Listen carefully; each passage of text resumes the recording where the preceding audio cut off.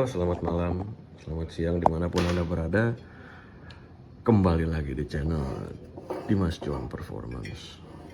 Pada kesempatan kali ini, sambungan dari part 1, yang mana part 1 adalah pembandingan antara blok Yamaha DT175 dengan blok Yamaha RX King. Apa saja yang harus disesuaikan untuk dipasang tanpa merusak crankcase original Yamaha RX King.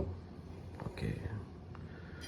Untuk pertama-tama, tinggi dari Yamaha blok DT dan RX King itu berbeda.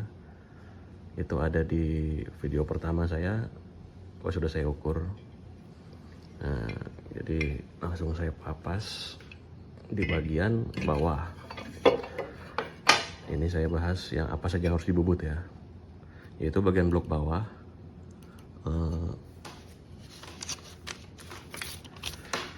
Bagian blok bawah BB ya, saya tulis 2 mili. Lalu bagian liner bawah LB saya tulis, itu saya jadikan 73,6. Untuk DRX 74 saya kasih 0,2 mili untuk pemuaian ini. Jadi ketika motor panas tidak jadi berat gitu. Lalu ini bagian atas blok AB saya tulis di sini ya.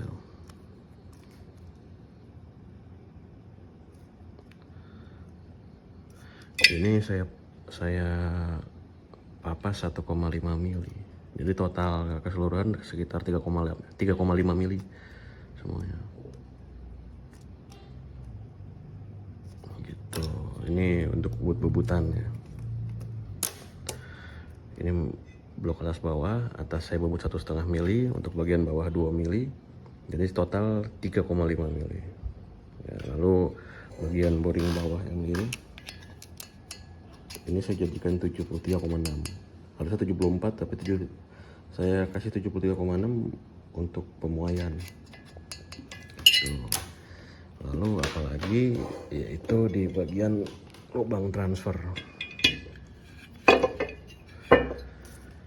Jadi bagian luarnya saya kasih ini lem porting ya, bahasa di daerah saya namanya lem porting. Ini saya tutup sekitar setengah dari situ, lalu saya lebarkan ke arah piston. Karena kalau ini tidak ditutup, otomatis kita harus mengecor crankcase. Gitu, karena crankcase kita tidak mau rusak, saya mengambil jalan ini. Seharusnya dilas pun bisa ya, pakai las dural atau aluminium.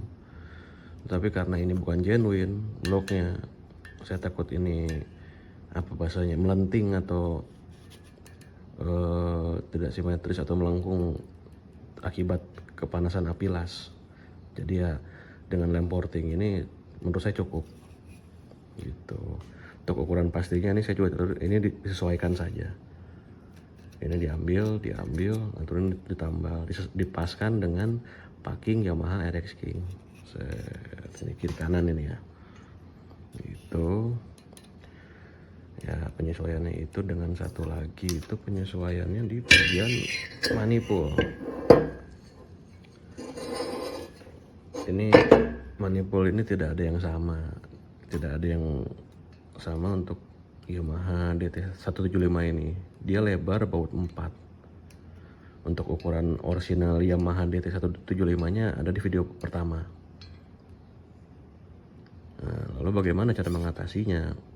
Ada yang ini dilas atau diperlebar menggunakan Kawasaki Ninja atau menggunakan Honda NSR mungkin, karena ini baut 4 bisa, tapi ini lagi. Tapi karena saya di sini ada ini itu valve Yamaha YZ, dia mirip dengan RXZ ya, dengan 4 baut lubang sama.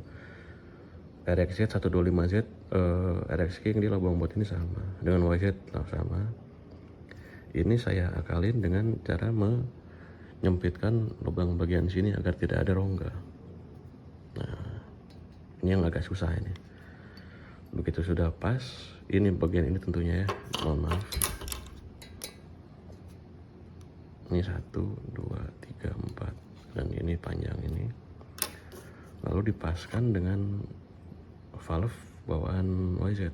Kita masuk, nah, lalu kita bor. Nah, bautnya ini kita menggunakan M5, jangan menggunakan M6.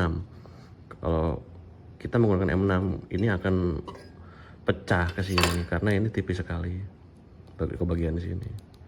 Kita menggunakan baut M5 ya, atau baut seperti ini. Ini kalau rekan suka bongkar kopling Yamaha, Jupiter, RX King, F1ZR, Anda pasti kenal baut ini apa. Ini baut kopling, per kopling. Ya di bengkel-bengkel terdekat mungkin ada. Baut 8 kalau bahasa kita yang bahasa bengkel, tapi sebenarnya ini namanya baut M5 ya. Ini 5 mili. Kalau aslinya kan 6 atau baut 10 mungkin, kunci 10 orang bilangnya. Nah, ini baut kunci 8 dengan drat M5. Begitu. Kita bor, kita pasang. Nah, ini pas.